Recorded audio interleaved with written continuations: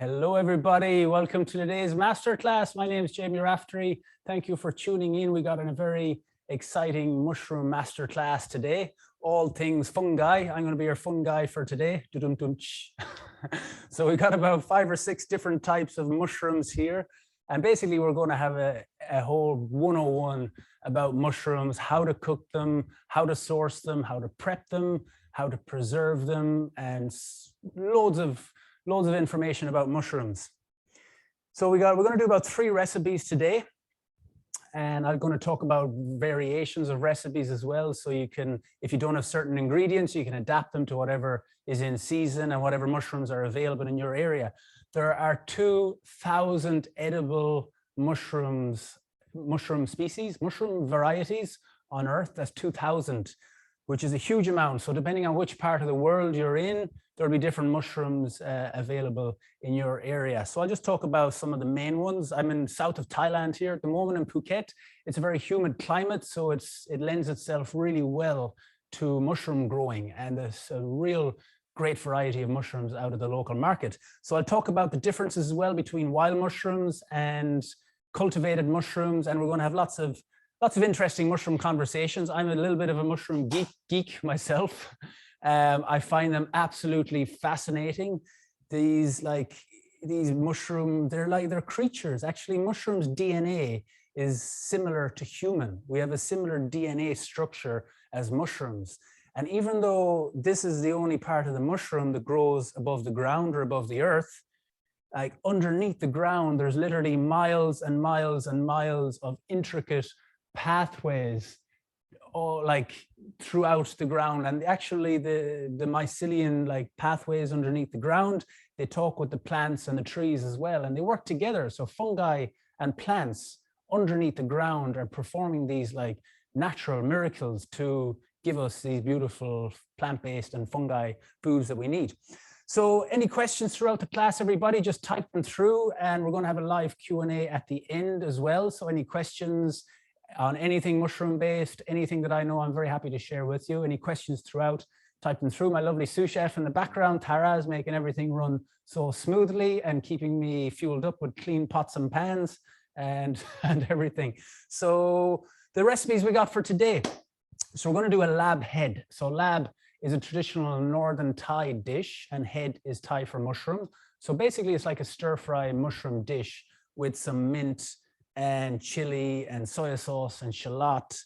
Quite a simple dish to make. So you probably have everything at home, like anywhere around the world, to make this dish. I'm going to use a little spice blend from northern Thailand in this dish as a kind of an optional, but you can add in like some chili or some cumin or some of your favorite spice, even curry powder or turmeric or stuff like that. So I'm going to show you how to make that dish. I'm going to use, for that dish, I'm going to use head krang is the name of these mushrooms. I have never seen them in my 20 years of cooking. I've never seen this mushroom till I came to southern Thailand. Traditionally, it grows on dead wood out in the forest, out in the jungle. So I do see it growing in the wild. I'm always a little bit dubious. I'm always a little bit on the side of caution when picking wild mushrooms, and I'll talk about that in detail a little bit more. But these are cultivated mushrooms. The spores of these mushrooms, there's many mushroom factories here in the south of Thailand, and these come in fresh or dried form. Very inexpensive. They're very meaty, loads of good umami, and full of vitamin D as well. Mushrooms like this, they take in that sunlight from the sun, and they keep it in their spores, in their body, and then when we eat them, we get vitamin D. So it's one of the very few foods that you can actually get vitamin D from the sunlight from. So I'm going to use that, head krang, and I'm going to use some, I don't even know the English name. They're called het hu nu. I say it right, Tara? Het hu nu. They're called, it's ear mushroom. Maybe like wood ear, is it called in English? Like a mouse ear. So look, they do look like ears actually. Hence the name, ear mushroom. So they have a lovely texture. They're a lovely kind of gelatinous texture to them. And then I've got some gray oyster mushrooms as well. So that's going to be my mushroom mix for the northern Thai lab head mushroom mix. I'm going to roast them all off, season them up, mint, lime, delicious. And we're going to serve that in a little romaine leaf kind of boat. So a lovely little appetizer or starter. Next dish we're going to do is a variation of Osaka pancakes. So Osaka pancake from France is traditionally chickpea flour and water and olive oil and a little bit of salt cooked out in a pan or in the oven in a broiler. We do a variation here with adding some like mushrooms into it. So I have many different variations of this omelet, but this one today, I'm going to shred down some oyster mushrooms, put it into kind of like a pancake mix, like an omelet mix. And I'm going to just rest that in the omelet mix and then fry that off later. So I need to let that batter rest for about half an hour. So I'm going to make that batter mix first. I'll show you how easy, how simple it is to make. And then after that, I haven't given a complete recipe for today yet, but what it is, it's a mushroom fricassee. Fricassee is French for like throwing everything in together and cooking it in one pan. It's a fancy French name for one pot wonder, fricassee. It sounds a little bit more fine dining. And I got a lovely selection of wild mushrooms. Well, they're not wild, actually, they're cultivated. I got a lovely selection of mushrooms, and I'm going to show you my good little tips and tricks for making a beautiful tasting mushroom fricassee. I got some fresh thyme, some garlic. I add a little bit of cumin. There's a little secret ingredient for mushrooms. It really brings out the meaty flavor. And then I've got some little bit of spinach and a little bit of truffle paste to finish that. And that's going to sit on top of a sourdough toast. Sounds delicious. So they're the dishes we got in store today. I just want to talk throughout the class. I'll talk a little bit about like preparing, storing, cooking, preserving, fermenting, and also sourcing mushrooms as well. So I'll talk a little bit about them throughout. So we'll get prepping here just to get started. So I'm going to just make the batter for the chickpea flatbread omelet, depending on what you want to call it. I call it different things depending on what recipe I'm doing. So I've got the chickpea flour, 150 grams. I add in a little bit of turmeric paste for the egg color, also for nutrition as well, but mainly for the egg color. I have a little bit of baking powder there. It just gives like the pancake a little bit of a lift. And then the water. And then my lovely sous chef is going to get me the whisk. Isn't it great when someone is thinking for you? It comes in handy in the kitchen. So I'm just going to mix the dry ingredients together a little bit and then in with the water. So the recipe I have there is 300 ml of water to 150 grams of chickpea flour. So it's quite a wet batter. It's not really like a thick crepe batter. It's more of a wet batter. And ideally, you want to let this rest overnight is best. Half an hour to an hour is okay. The longer you leave it, the better. Some recipes actually, like if you leave it 2-3 days in the fridge, it actually turns out even better because it starts to like ferment a little bit and it just cooks a lot better. But half an hour is fine. So just get a good mix together. And that's it. Easy as that. Like 150 grams of chickpea flour and some seasonings. I put in a little bit of salt there as well. A couple of pinches of salt, and then just a tablespoon of olive oil helps with a nice texture. So this, what we have here is a traditional Osaka flatbread. And then in that then, later, I'm going to add the mushrooms. I'll add the mushrooms in later on. Yeah. Okay, recipe one. Cooking's all about timing. Okay, so important, get that on first, and we can let that rest and do its thing. And then I'm just going to get on to the Larb head. So the Thai mushroom salad. So I've got my selection of mushrooms. Again, if you want to use chestnut mushrooms, button mushrooms, oyster, any type of mushroom will do. I'm going to talk to you now about washing mushrooms. And then I just get my seasonings ready here. So it's important as well with your setup. Just have a look at my setup. Everything here has a purpose. Get rid of any clutter. Where like, same as if you're working at your office desk. The more clutter and everything is around, the more difficult it is to focus. And when you're cooking, when you're setting up, set it up in a nice workflow so that everything is laid out nicely. You got your spoons, you got your salt, you got your seasoning pots, you got your frying pans, everything is in close proximity. And cooking is actually very easy. What is the challenging part is the accumulation of everything at the one time.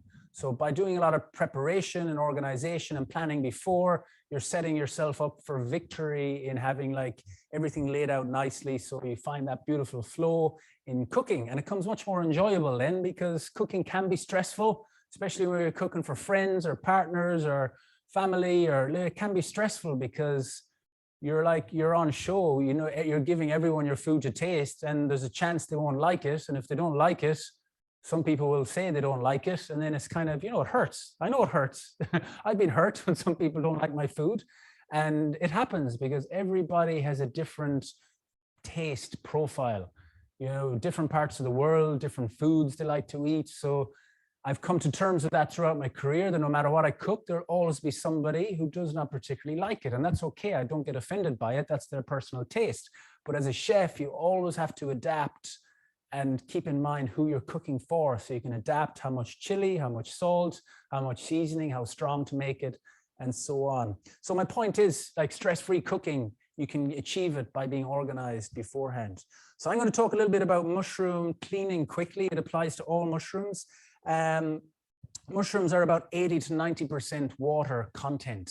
So they act like sponges. And if you put them in water, they'll absorb all the water. They'll absorb a lot. And then when you go to cook them or roast them, they'll just start to stew because there's too much water in them. So first of all, you don't wash the mushrooms until you're just about to use them. If you wash them and then leave them in the fridge, they'll start to go off much quicker because they'll have absorbed a lot of water. They'll start to go a little bit moldy and start to smell a bit. So keep them dry for as long as you can. Paper bag, ideally, something in the fridge that they can breathe. If the mushrooms are in an airtight container, they will, literally, they're a living thing. They're still alive. I see them as alive. You know, they're still living, there's still live enzymes and microbes and everything in here. So if they're in an airtight container, that's going to start to sweat and going to start to mold, and they'll smell quite quickly. And mushrooms can taste incredible, or they can taste disgusting. Disgusting mushrooms can be like mushrooms that are old and slimy and wet and then not cooked properly. And they do need a bit of seasoning. Mushrooms that are cooked with no seasoning, they can be very bland. So a lot of people I know do not like mushrooms because they have had a bad experience with mushrooms. But believe me, when you learn to cook good quality mushrooms and cook them well with a little bit of seasoning, and I'll show you my secret technique later, mushrooms they can bring any meal to life, really. So washing them, what I do is, this is the way I learned to wash them. Like, as well, there's two types of mushrooms. Although there's 2,000 varieties of mushrooms, there's generally two types of mushrooms. There's wild, the mushrooms that grow out in the field, under the tree, under the chestnut tree. These are wild mushrooms. These are like I won't say sustainable, but these are mushrooms that grow in the wild, in their natural habitat, and they're very mysterious creatures. They pop up at different times of year. Certain mushrooms grow under certain trees. Them mushrooms that are grown in the wild do need a little bit more washing. Some mushrooms like morels and chanterelles and St. George mushrooms, these are the ones I know from home, they need maybe 4 or 5 washing because they'll have lots of dirt, lots of like soil in the gills. And if they're not washed properly, when you're eating them, it's like eating a mouthful of sand. They can be very, very unappetizing. Really, I've been there. So with mushrooms, like the wild ones particularly, you need to take extra caution of washing them because there's dirt and there's soil and there's everything out there. But all the mushrooms we have here today, and a lot of the mushrooms around the world now, are cultivated, which means they're grown inside. They're grown in mushroom grow bags.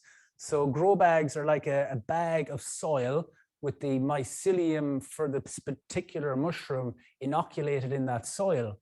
And they're left in temperature controlled rooms, usually in the dark. And then over a period of time, they'll produce a generation of mushrooms. Then mushrooms get cut and brought to market. And then that grow bag will grow another generation of mushrooms.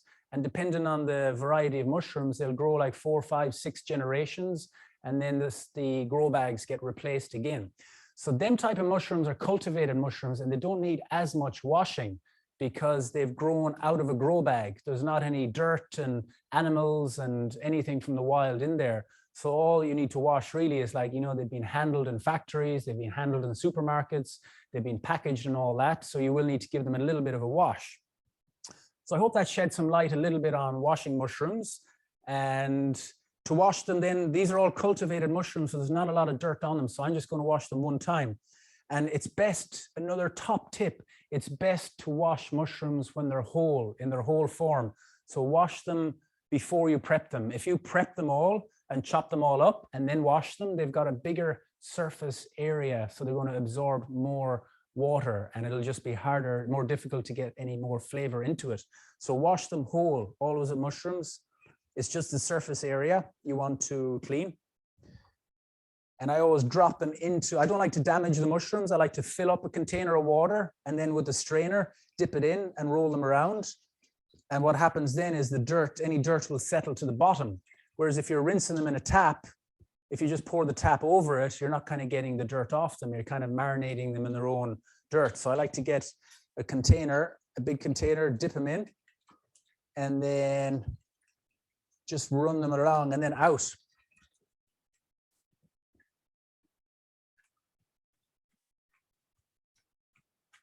And we can let that sit on a paper towel then, or a clean towel, just to get the excess water off them. And what I'll do is, can I get a fresh water for that, please? I change the water, so you don't want to keep washing loads of mushrooms in the same water, because you're just going to be washing them in dirty water. So I'm going to get a fresh water and then wash my head crang in there. Meanwhile, like I have a little towel, I have a towel here, so I'm just going to set all the mushrooms on the towel to drain that excess water.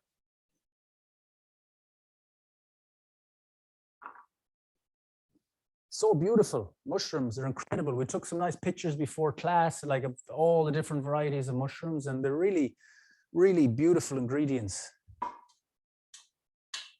Okay, so head crang, all in, mix them all about. I might do them in 2 batches, actually. If there's a lot of mushrooms, you can break them down 2 batches, because you want to be able to move them around a little bit. If they're too crowded, they're not going to be able to rinse. Okay, so that's in there. Okay. So just using your fingers just to kind of mix them around and get them all nice and wet. And the little bit of friction I'm doing here just helps, helps get any little bit of dirt or anything off them. So the water there is a little bit cloudy, as you can see. Well, you can't see, but I'm up close here. I can see it's a little bit cloudy. That's good. That shows we have done the job. We have washed them nicely. So, okay, I'll leave that over to the side, please.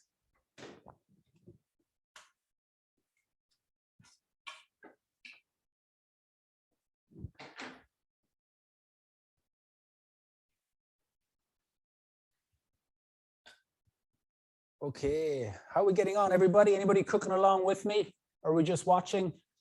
Either or is both. It's nice to sit and watch and then like get an understanding of the whole story, the whole picture really, and you understand the dishes. And then you can play back this video at your own leisure and try the dishes that way. Beautiful. Okay, that's all my mushrooms laid out. So now what I need to do is I need to cut them, prep them down a little bit smaller for roasting them. And then when I roast them in the pan, then I'm going to add in the shallots near the end and season them with soy sauce, add in the mint and the lime at the end. And I have one little seasoning here you may not have heard of. It's called dried rice. What it is, it's toasted rice, toasted sticky rice. It's being toasted in a pan, and then it's ground down to a little powder. So it's a very traditional Thai seasoning. They use it in a lot of dishes. What's the name of it? Dried rice? Khao kua. Google it, khao kua. That's the Thai name, but it's lovely. You get sticky rice, toast it in the pan, and then crush it down. Lovely little seasoning. But if you don't have it, don't worry, that's fine. So, okay, we'll prep the mushrooms here. So these are they do look just like an ear, hence the name.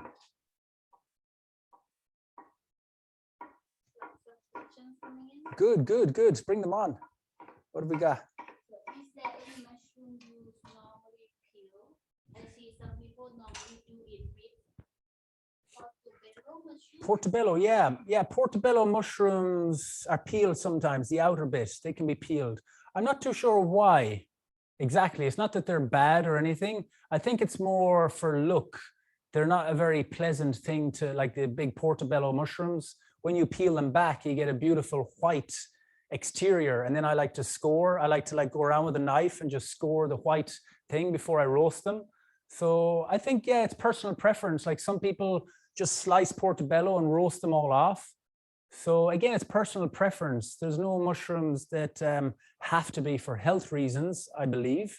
There is a mushroom that I do like to peel as well. is these mushrooms here, the king oyster. Now you don't have to peel them, but I find I've done a few dishes where I do like a mushroom scallop, where you cut the oyster mushroom, king oyster they're called.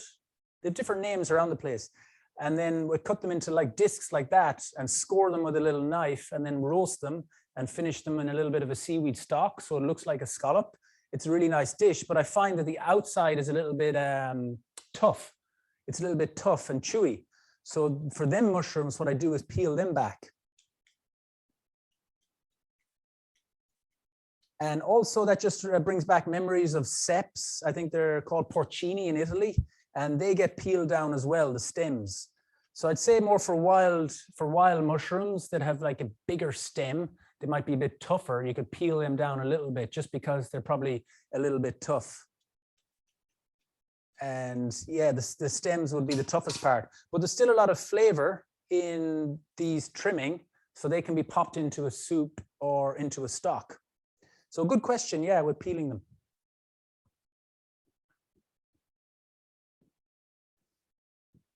So I'm going to cut these down into small little dice. They don't have to be particularly like all even size. If anything, I like a little bit different size, because then when you're roasting them, you've kind of got a little bit of different texture going on as well. Oh, we've got a lot of chopping going on here.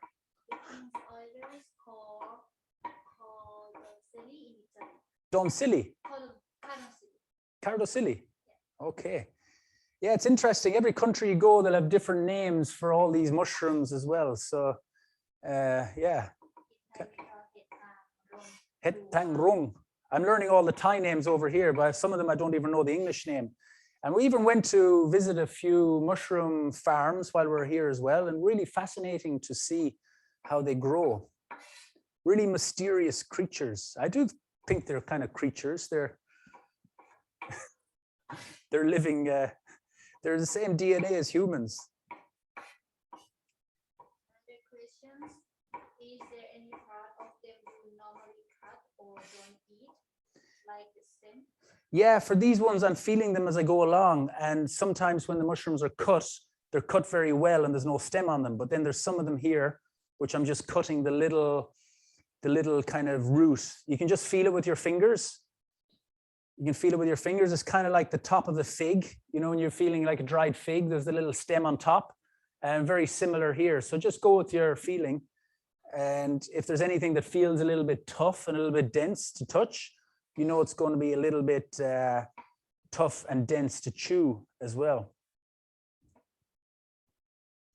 And any little trimmings as well, you can, I'm thinking about if you're working in a restaurant or if you're working in a cafe, what we used to do is we'd have kilos of mushroom trimming every day, and we'd either make a mushroom stock or a mushroom soup, or we put them in the dehydrator and dehydrate it into a powder and use that powder then for seasoning like a risotto or an arancini or something like that. But if you're at home and you only have like a small handful, into the compost, if you do composting, back into the earth. So as you can see, just little tips about my chopping as well, how I lay things out. I'm right-handed, I always work from left to right. So I have all my mushrooms here, and then I chop here, and then I'm going to cook here. It's going back to how I explained about finding a workflow in the kitchen. I think the technical term is ergonomics, that everything is in place where you need it. You have a spoon and here, and it's like have everything set up quite nicely. It almost becomes your canvas. Okay, so that's all them. And these are beautiful little blue oysters. Again, these are a little bit tough, these stems, so I'm just going to cut them off.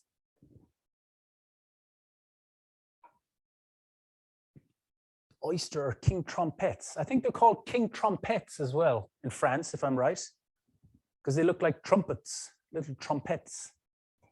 So many mushrooms, so many varieties.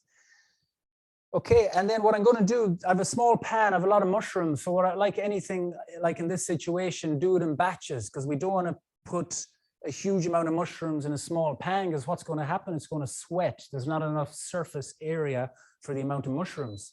So I'm going to crank up the heat here, And I'm going to start roasting these while I chop these in 2 stages. These are very tender little mushrooms. There's no stems on them really.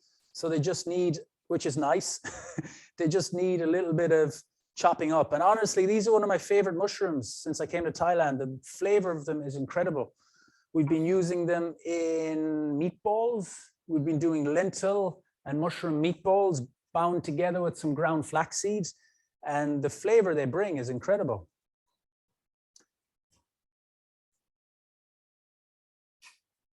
So I cook mushrooms, no oil yet, in a dry pan. So just going back to what I said there a while ago, mushrooms are 80 to 90% water. So when we put heat on the mushrooms, all that water is going to start to evaporate. It's going to start to come out. And what I want to do here is get some caramelization. I want to get some flavor. That's why we cook. That's one of the main reasons we cook, to make foods more nutritious, but also to make them taste better. So caramelization brings flavor by roasting something. By just stewing it and boiling it, it's diluting the flavor and evaporating the flavor. So my way of cooking mushrooms, I learned this way about 18 years ago. One of my good head chef friends, he taught me this technique. I was breakfast chef in the Rockland Hotel in Clifton, cooking breakfast for about 100 people, and I was cooking mushrooms. I thought I knew how to cook mushrooms because I went to college, but he came along and taught me this technique, and I'm like, wow, yeah. First, I thought it was a bit kind of like over the top, but then when I thought about it, it's like it makes complete sense. So I'm just letting them do their thing here, letting all that water evaporate. They're not sticking to the pan or anything, because there's a lot of moisture in there already. And what I want to do is just add the tiniest pinch of salt. And what that salt does then, it starts to help to draw out the moisture even more and flavor it, but just a little bit, because it's going to be reducing into it as well. So if you put a big pinch in, it's going to condense down to be quite salty. And then after about 3 minutes, when all the water is more or less gone, I'm going to hit it with a tablespoon or 2 of olive oil. And then what will happen then is the mushrooms are so hot and the water is gone. When it hits the oil, you'll hear a sizzle, it'll start to caramelize, and you'll get that Maillard effect of that caramelization. And then I'm going to pop in some of the flavorings then, like the shallots and the other little seasonings and that like really brings out that umami, natural, meaty flavor from the mushrooms. Small things, but in cooking, it's the small things that make a big difference. Cooking is like an accumulation of all the small things done well, from washing, from storing, from sourcing to preparing to storing to cooking to serving. There's all these little steps along the way, and each one of them plays an impact on the finished dish. So I'm going to crank that up a little bit. Okay, that didn't take too long. So that's ready for round 2. It's a quick dish, really. Once you have all the mushrooms prepped, it's basically just frying it all together and seasoning it up. Get my plate ready. I'll start picking a bit of mint. I'm just going to pick down a little bit of fresh mint. I've washed this mint before. I just popped it in a big tub of water, let it sit in it for a while, and then let it drain here. So pick the nice green tender leaves.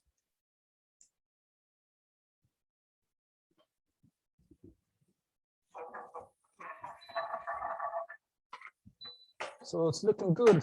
They're almost starting to caramelize already, even with no oil in there, which is good, because the less oil we add, the healthier, the better. A little bit of olive oil is good though. Everything in moderation. A little of what you fancy does you good.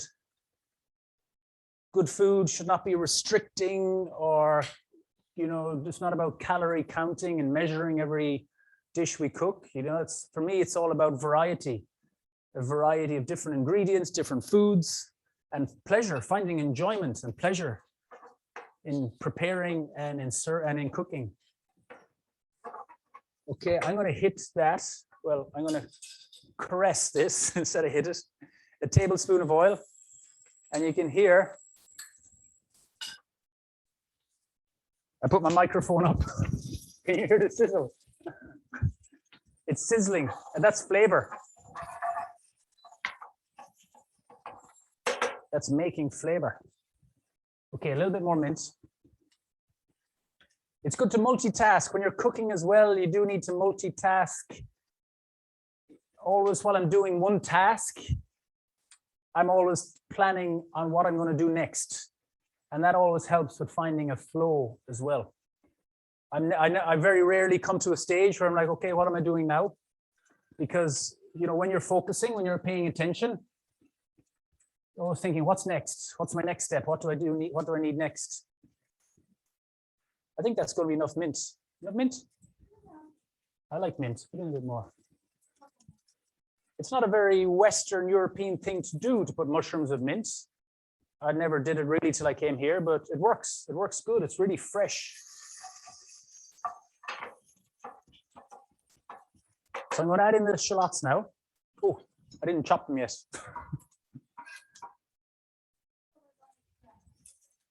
Yeah. I'm going to do them. You're going to cook the shallots, cook all the mushrooms, then cook the shallots, mix them all together. Okay. I'll do this all in stages because we got a big, the bowl. Is there a bowl? The pan.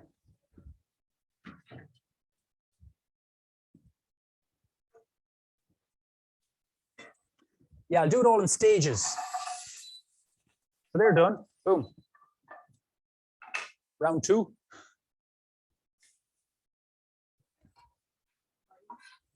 All in? No. I'll be patient. Cooking is about patience as well.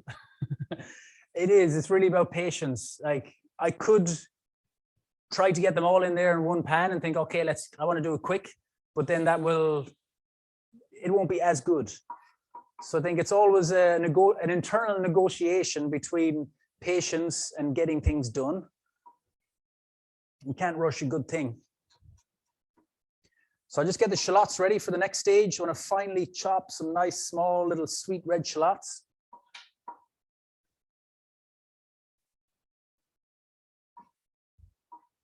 These mushrooms are not as wet, I find, as the ear mushrooms or the wood ear mushrooms.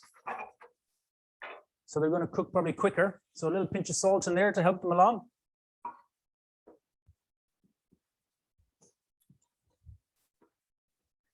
How are we doing? Everyone okay? Any questions? All good?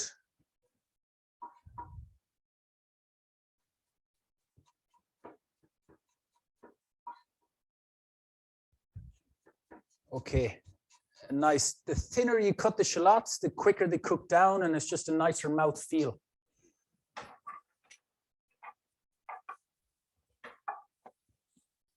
Okay, they're starting to caramelize already, so I'm going to add in a spoon of olive oil just to help them along.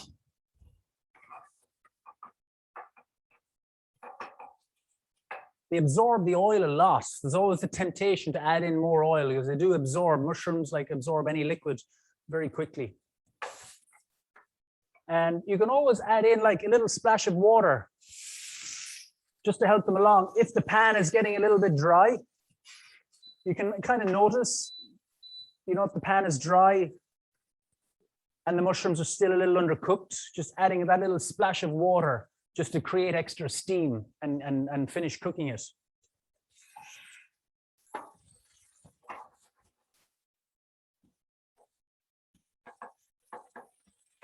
Nice. Okay, we'll have a little taste. How are these doing? A little salt. Okay, good, done. Round three. Are we having friends over for dinner? We'll have a feast of lab head tonight. Okay. The mint, I'm gonna cut a little bit, not much. I'm just gonna like very, very like not too fine. I want nice little chunks of mint. Some labs over here in Thailand, like they put in the whole mint leaf and they sort of wilt down in the dish. So lab is traditionally made with pork, am I right? Minced pork? Minced meat. Yeah. Minced meat. So traditionally it's made with minced meat and like pork blood and cow's blood and or stuff like that. Like different versions in different part of Thailand, but it's generally like, you know, mint and lots of lime and lots of chili and then ground meat and then the blood of some animal as well. That's the traditional lab. And MSG, of course, in Thailand it's MSG. Because they want everything to taste delicious, but not healthy. But this is a very original, very clean, very authentic version of the flavorful dish, lab, done with mushrooms. Really, really flavorful, good nutrition, nice and clean. So it's a winner dish, a winner.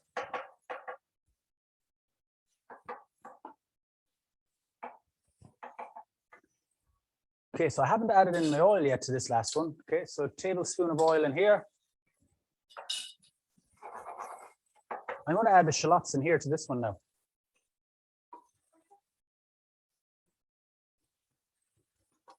I cook the shallots separate. I'm tempted to throw the shallots in here and just do them all together. But these are done. They're in the pan. And then in with the shallots. And a little bit of oil. So this dish, it's more like a salad. It doesn't have to be served hot. So you can cook all the mushrooms off, let them cool. And it's more like a room temperature dish. So it doesn't have to be hot. It's more like a room temp salad. Okay, my favorite part, the mixing.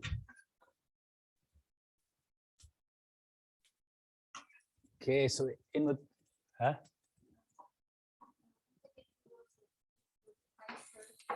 Yeah, twice in now. So I've got a little bit of, in the recipe I provided, there's chili powder. I've got like a Thai chili mix here. Put in a couple of teaspoons of this.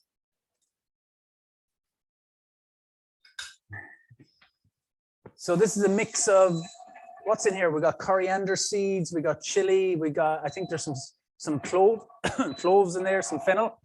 We can use just chili. Just chili is fine. It's a Thai blend of spices. Yeah, coriander seeds, some peppercorns, some fennel. Yeah, loads of nice aromatic spices. And it smells aroy.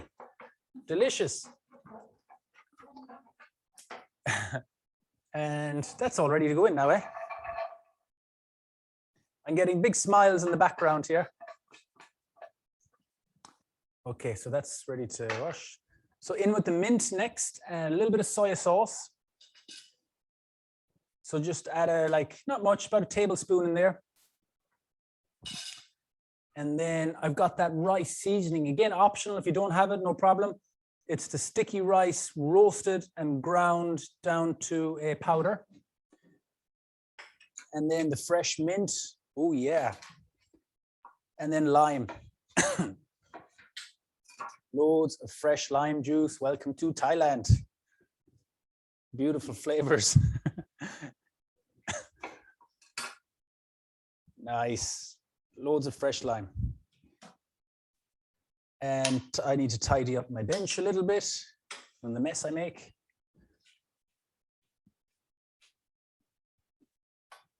Okay, lovely. Thank you, Ms. Sous Chef. And there we have it. It's ready to mix up.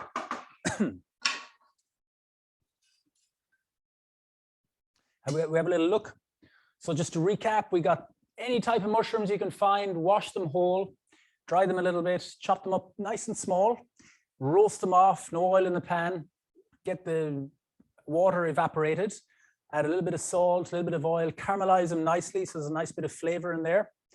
And then add in your little bit of spice, whether you want to add some cumin or curry or chili, or add in your small little spice blend, even some ras el hanout or any type of spice blend. And then fry off some shallots and some chopped mint. And optional, you can add the sticky rice powder if you can find it in a good Asian food store. And that's it. Yummy, yummy, yummy. probably needs a little bit more salt, I would think. I think a little bit more salt and a little bit more lime. Yeah, I got the great minds think alike. And more chili. Yeah. We'll put in this chili. So I got some chili powder here. Just a little. It needs more. Thai food has to have a kick. If Thai people eat food and it doesn't give a kick, they're not happy. It's gotta give a good impact. So with any dish you make, taste it a couple of times, you know, get a second opinion. And then just these small little things like an extra pinch of salt, an extra squeeze of lime, an extra bit of chili, extra bit of soy sauce or something like that. It makes a big impact.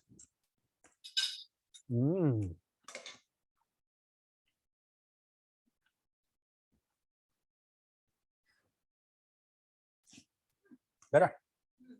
Okay. So this makes a lovely filling for a wrap, and that's the dish I'm going to do towards the end of the class. I'm just going to let that cool down a little bit. Another little bowl, please. Yeah, and just pop that down there. Okay, that's up on the window, chef. So with this dish, I wouldn't make, I'd make it and eat it on the day. It's one of those dishes that's kind of like à la minute, as they say in France. You kind of got to make it and eat it on the day, just because it's like so fresh. It will start to, like most foods, they start to deteriorate the longer you leave them in the fridge. Fresh is best. So that is going to be delicious. On we got a baby gem leaf. I'm going to put that just on a baby gem leaf and serve it. And happy days. It's nice and fresh salad leaf. Can I have it, please? So just like that, a little baby gem or a little radicchio or a leaf like that would be nice to serve it in. Nice and easy. Easy peasy. Okay, what next? The kai chiao. I'll get back to it. So can I have the water again with the, okay. So I'm just going to wash these mushrooms for the omelet, as I said, straight in.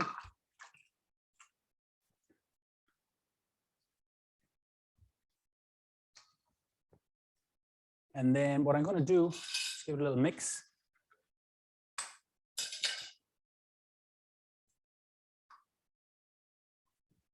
I'm going to cut the stems off a little bit. They're a little bit woody.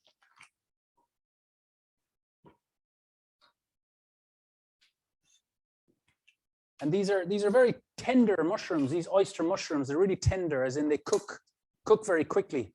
So they're ideal for this kind of a thing. So just peel them down like little feathers. You don't even need to chop them or anything. Just peel them.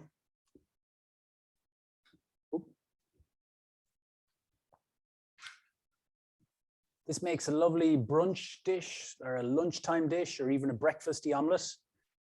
Serve some shakshuka on top or something like that. It's good protein as well. And very cost effective. Chickpea flour, very inexpensive. So let's talk about nutrition and mushrooms as well. They're very underrated. I wouldn't say a vegetable, although sometimes they're classed as a vegetable. They are a whole species in themselves, the fungi. Very good minerals, so very good in vitamin D, vitamin C. They've got selenium, lots of selenium. They've got potassium, quite high in potassium. Good protein as well, surprisingly enough. There's a good protein content, depending on what type of mushroom you're using. But generally, they have a good content of protein. So for vegan and vegetarian dishes, adding mushrooms into a dish gives a decent amount of protein. It isn't one of the proteins that has all the amino acids, so you will need to combine it. And we're combining it here with the chickpea protein as well. So in essence, that's, you know, it's a good nutritionally balanced vegan or vegetarian dish. How's that looking? Looking nice. Again, okay, I'm just going to let that rest and do its thing.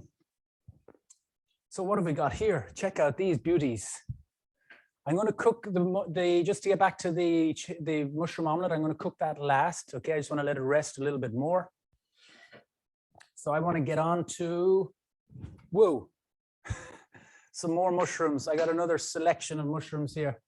Ooh, ooh, and a fungus one. Can I have a little bit of water for this, please? And we didn't talk about dried mushrooms yet. So dried mushrooms is a good way of preserving mushrooms when they're bountiful and in season. They're used a lot in Chinese cooking and Asian cooking.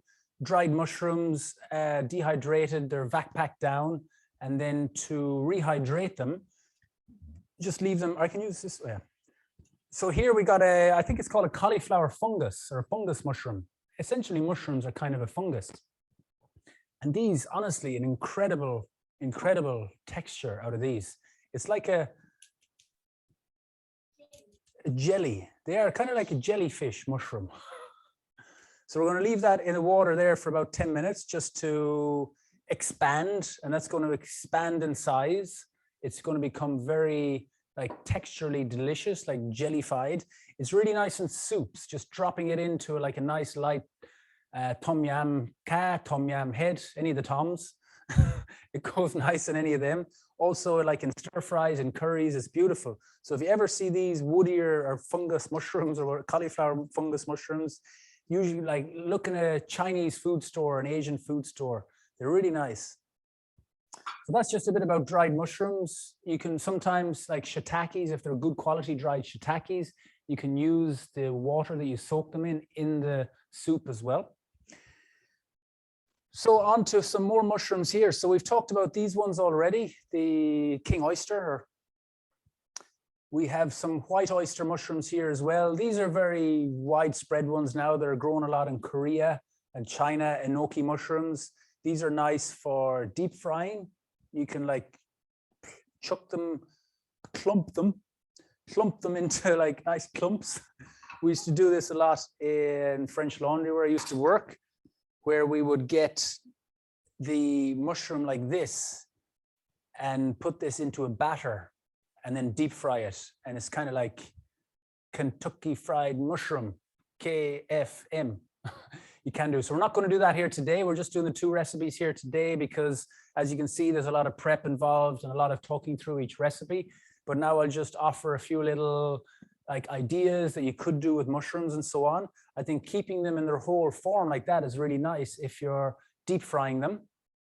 Also, if you want to roast them, another great way you can like roast these whole, literally like just put a few of them in the pan, caramelize them all off, and you can actually put another pan. You can put another pan on top of it when they're roasting, and what that does is it presses it all down. All the moisture comes out of the mushroom and reduces back into it, and you can add in a glaze like a teriyaki or miso or anything like that, and you get a really like steak-like beautiful main component for a dish that kind of stands out on its own as a main component. So very versatile like that. Also with these kind of ones as well, you can keep them, a lot of soup recipes, they'll like be flaked down and they'll be popped in soups. I find them quite difficult to eat, these ones. But if you can get them into little clumps like this, just keep the root intact, cut the kind of soil part off the bottom, and then keep them like these, you know, and you can pop them into a nice beer batter or tempura batter. Tempura batter be ideal, drop them in, deep fry them, or just pan fry them, and you've got a beautiful main ingredient there with a nice sauce as well. So that's a few different ideas for the enoki. Now we got one of my favorite mushrooms here. I think I say that about every mushroom because I like a lot of different mushrooms, but these are called lion's mane. They're called lion's mane because the mushroom looks like the mane of a lion, on the back of a lion, that whole kind of furry, kind of hairy thing on the line. That's what it looks like. It also looks a little bit like cauliflower, a little bit in a way, the way it grows here. So I haven't seen these available fresh until I came to Thailand. You can buy these in the shop fresh like this. They're considered, they're on the borderline of being a medicinal mushroom because their nutritional content are so dense, such good nutritional values into them. I'm not going to go into detail on what the nutritional content or what they do for you, but you can research more, find out some good scientific research studies on lion's mane. You can add it to tea, you can take it as a supplement, really good benefits. But in culinary applications, it acts like the texture is lovely. It flakes down nicely, and you can add it in. You can add it into like vegan crab cakes, or you can add it into curries, and it has a lovely kind of meaty texture, and it absorbs flavor really good. As we say, mushrooms are like a sponge, but these mushrooms in particular, they absorb in all the flavor of the curry or of the glaze you put them on. And I've seen recipes online. You can find a few on Instagram. There's a Wicked Chef, I think his name is, but he does really cool lion's mane steaks, where he actually puts them in the pan like this and roasts them all down, keeps them whole, and like a really nice dark glaze. And it just like when you open it up after you've glazed it, you've got a really beautiful like meat-like texture. So incredible mushroom. I'm going to be cooking a little bit of it. I'll prep up a little bit here. So what I'm going to do here, oh, these have got big already. See, it's like doubled in size already. So what I'm going to do here, I'm going to make a fricassee of mushroom. I'm going to cook a little bit of each mushroom all together, roast them, caramelize them up with a little bit of garlic, a little bit of thyme, and then I'm going to finish it. I have a seasoning of cumin. You don't taste the cumin in the finished product, but cumin just, I find with mushrooms is like, just helps bring out the flavor of mushrooms. And then finish it with a little bit of truffle paste. Truffle is part of the fungi family. They live way under the ground, white truffle, black truffle, parts of Italy and Eastern Europe, and now even Australia and UK. If you can find truffle on your land, it's like finding gold. You need a pig to be able to sniff them out. But there's truffles that I've worked with, like in restaurants I've worked with over my career, like truffles this size, and they just like knock you out the smell. And one of the most incredible flavors like ever, really. But we don't have fresh truffles here, unfortunately. I have a little preserved truffle paste. Our dog is called Truffle, actually, little rascal. So I'm going to add like mushrooms and fungi and truffle, the same family. So I'm going to finish it with a little bit of truffle paste, and also spinach, some fresh spinach as well. Just drop it into the fricassee. And that's going to be on top of a slice of sourdough toast, the ultimate garlic mushrooms on toast, you could call them. Some people put cream into it. I might put in a little bit of coconut milk. I'll see how I feel. I have some in the fridge. So that's what I'm going to do now. And it's a very versatile recipe. That's why I want to do it today. It's something that you can make if you have mushrooms. Whatever mushrooms have, you can make it. Having the thyme and the garlic as the extra flavor just takes it to a whole new level, really. So we should get started. I'll peel down this, just as we said earlier, they can be a little bit on the tough side to eat. Gimong liao, tada. Okay, nice. So with the fricassee, I want to cut down all the mushrooms so they're kind of similar size, so they all cook similar time. With these mushrooms here, these are beach mushrooms, I used to call them. I think they have many different names, but they're cultivated mushrooms. They're very widespread. You can get them in a lot of places now. I like to keep them in little chunks like so, just cut off the soil in the bottom, and I like to leave them in little clumps. They don't overcook that way. So little clumps like that are nice. So we got brown ones, we got white ones. And we got lion's mane. I got a few oyster. Okay. I need to wash all these now. So prep them all. These are okay. That's nearly ready.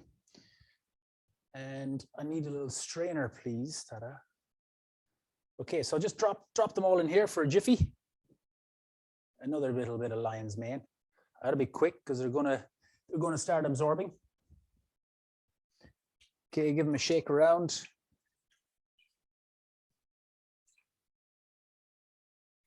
And mushrooms shrink a lot. Remember, they shrink a lot because there's so much of a water content. So I think this will be enough for 2, just about. So again, remember, dry pan. And I think I can get them all into one, just about. Yeah. The pan looks a little bit full, but it's going to, they're going to shrink, going to shrivel a little. Oh, watch that, the lion's mane in there. Nice.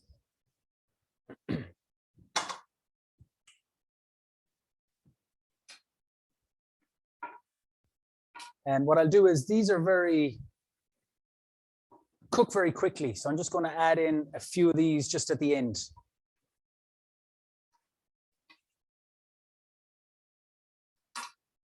So crank her up, give her some welly, as they say in Ireland. Now look at this for a beauty.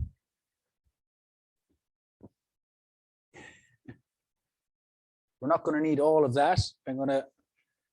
We've got a tough stem here. So generally a scissors I find is good for this one. Remember scissors or a knife. Scissors is good. But we got a tough stem here. So I'm just going to cut the stem off. And then you just want to plunk it down into little pieces. Just cut them into little nice kind of like bite-sized pieces. So again, so they all cook evenly. Incredible texture. Do I? Okay, thanks. Okay, I see.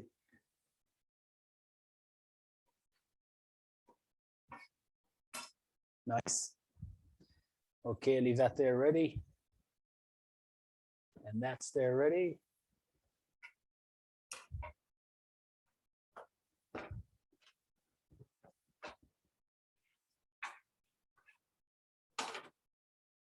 Okay, I like having a clean bench, clean as you go, chef style.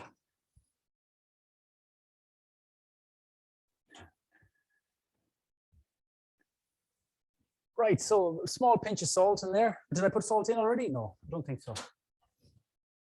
Okay, so as that's roasting, I'm getting my next ingredients ready. So with the garlic for this, I'm going to put in about 3 cloves. I'm just going to crush them. I'm just going to literally crush them like that. And in a minute or two, I'll pop them in. And then the flavors and the oils of the garlic will roll around everywhere. And then I got my thyme to go in as well. Fresh thyme, just drop it in. I got a couple of shallots I'm going to peel and slice.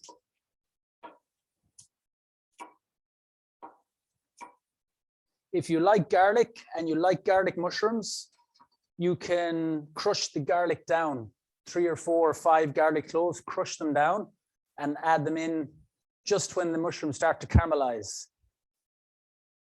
for some nice creamy garlic mushrooms on toast.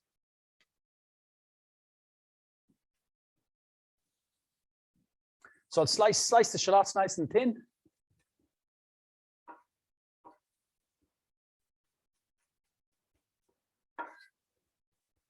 And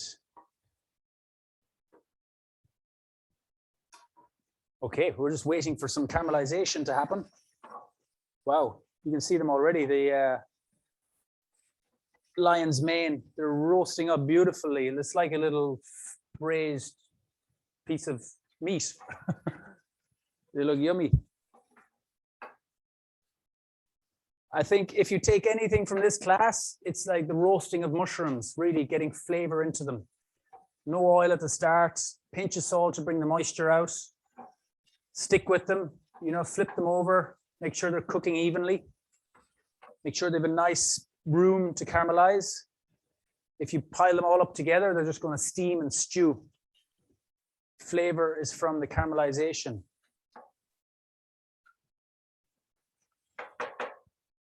Okay, and then it's ready. I'm going to add the little bit of olive oil.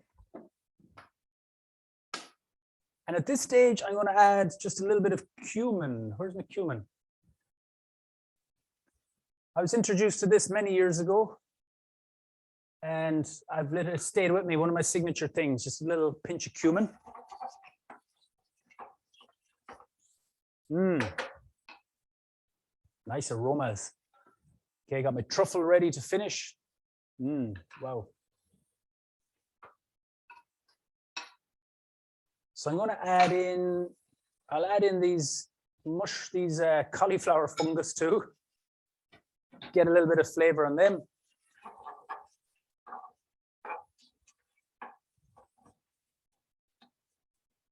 Looking good.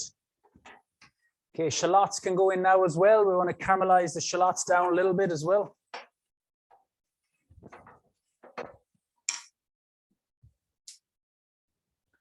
Got my sourdough ready. Okay.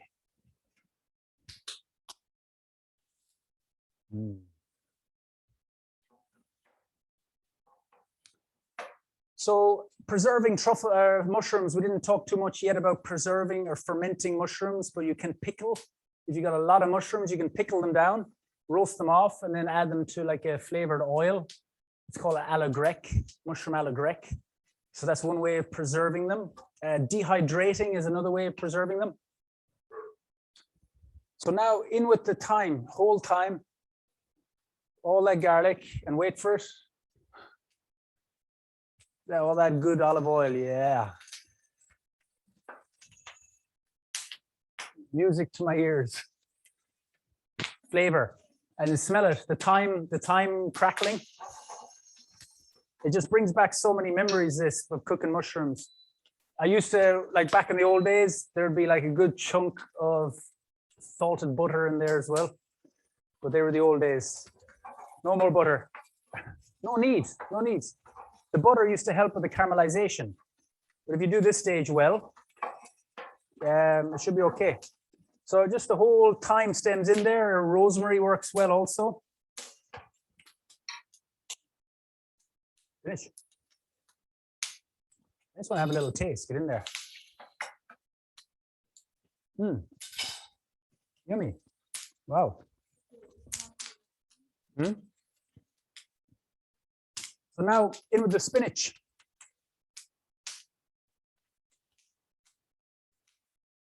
It looks like a lot of spinach, but that's all going to, it's all going to wilt down. I use baby spinach here. You can pick off the stems a little bit.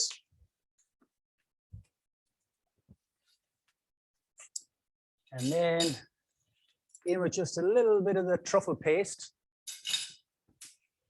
Some black pepper will be nice here too. Can you pick them? No. Yeah. And a little bit of white pepper or black pepper. That's it. So I'm going to turn the heat off. As you can see, the spinach cooks very quickly. You could add a little bit of, oops.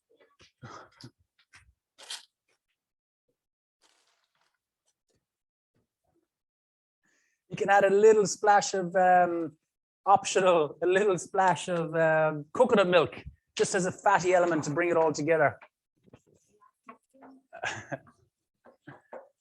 Okay, and then these little enoki mushrooms too. I put in a few of them.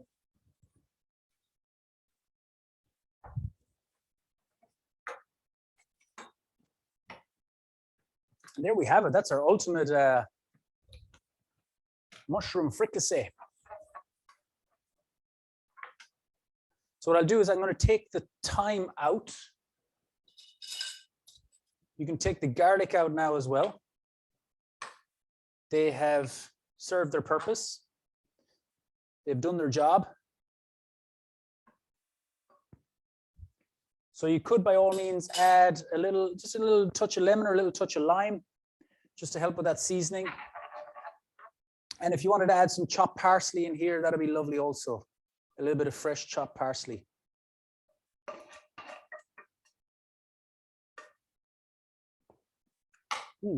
Yummy. Can I get this, please?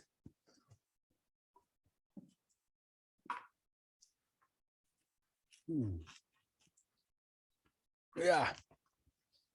Good sourdough. So that's a dish that you can serve on its own. You can just serve that family style down the middle of the table and a dish like that to complement a meal. Some good fresh greens in there, some good mushrooms.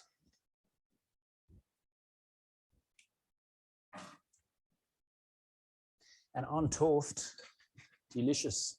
Okay. Then we're ready to fry this, and I think it's dinner time then. Any questions coming along through there? We've run a little bit over time today, but that's okay. It's all good stuff.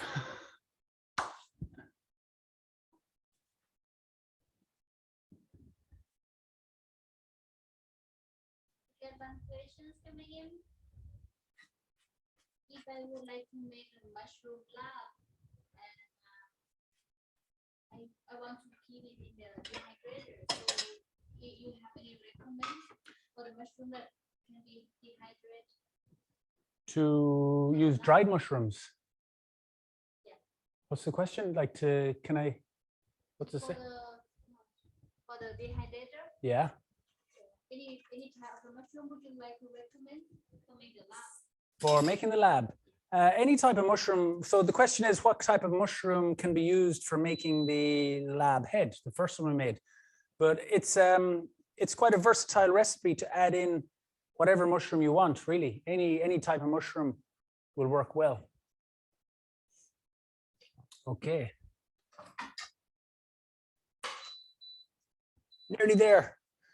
So we have our little mushroom on toast. I've cut it a little bit wonky. I didn't have my bread knife, but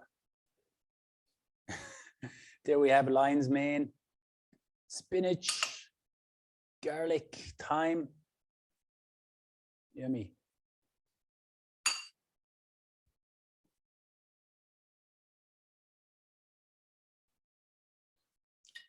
Delicious. Okay, and then just to cook the chickpea omelet. Last recipe of the day. It needs a decent amount of oil. And then just give it a final mix. Do we put salt in here? I can't remember if we put salt in here. A little bit more seasoning. And then a medium hot pan. We want to put enough batter in to cover the bottom of the pan.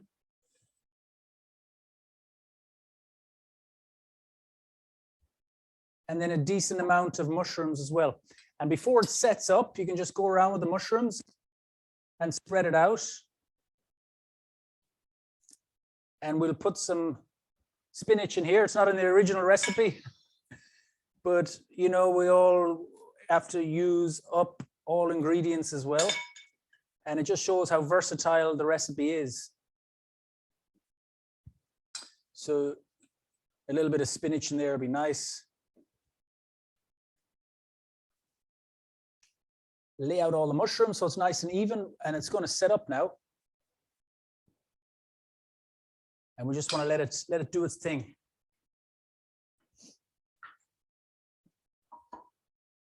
It's going to take 2 to 3 minutes on each side.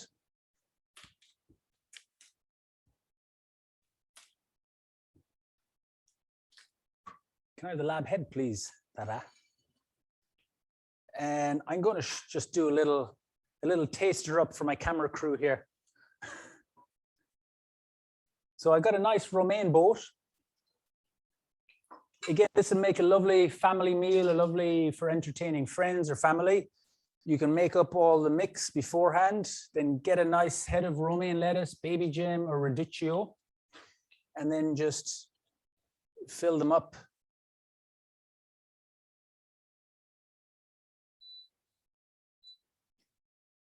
Not too much, because think about how to eat it. If there's too much on it, it's going to be very difficult to eat. And your guests will be having mushrooms down their side of their face, but something like that. Lovely. Makes a nice appetizer. People arrive at the table and yum, yum, yum, yum. Yum, yum, yum, yum, yum. So again, each romaine leaf is going to have a different kind of shape. So go slow with the omelet, nice and low and slow.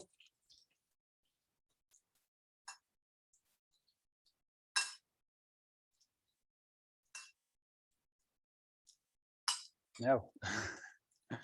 There we have it. Beautiful lab head boats.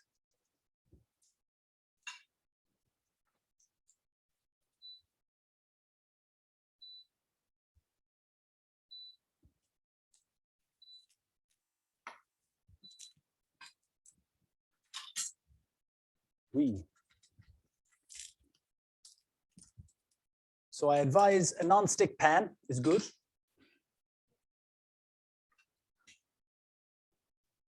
Another what? Ah. A good non-stick pan. This is the best one. And then once it starts to set, you know, see now, it's kind of, it's been released from the bottom of the pan. So it's ready to flip. Okay, this is the moment. Are we still recording?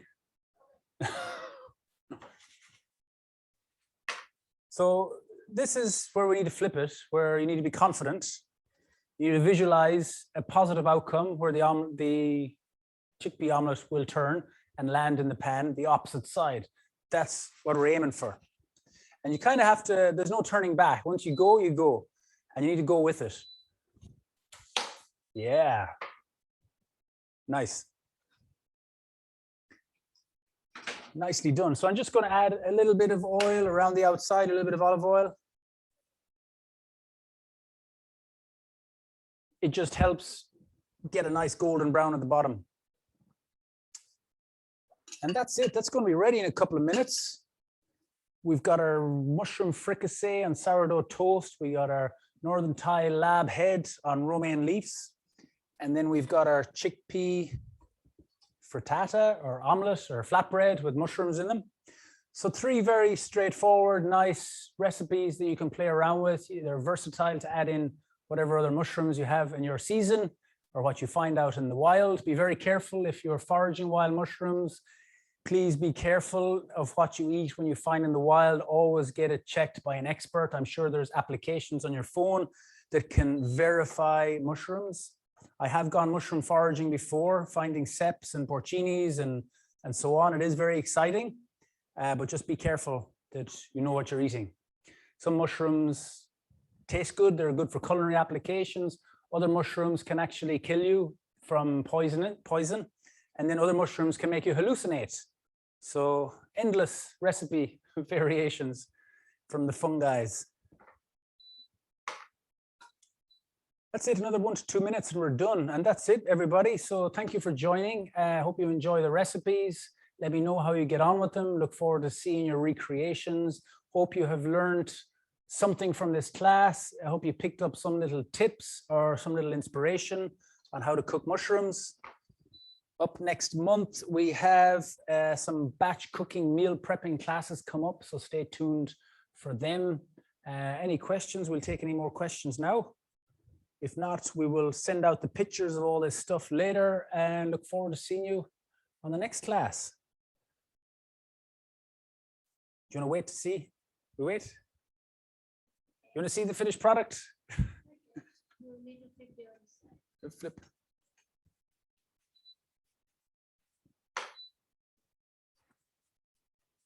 Okay, so we're going to do the other side now. Boom. Nice. There we have it, ladies and gents. She's cooked. I'm going to turn it out on the chopping board, let it rest for about 5 minutes, and then cut it into nice squares or rectangles and serve it with a bit of the mushroom fricassee on the side, a little bit of sourdough toast, and that's it. Happy days. Very versatile recipe. All of them are, and hope you enjoyed. See you next time.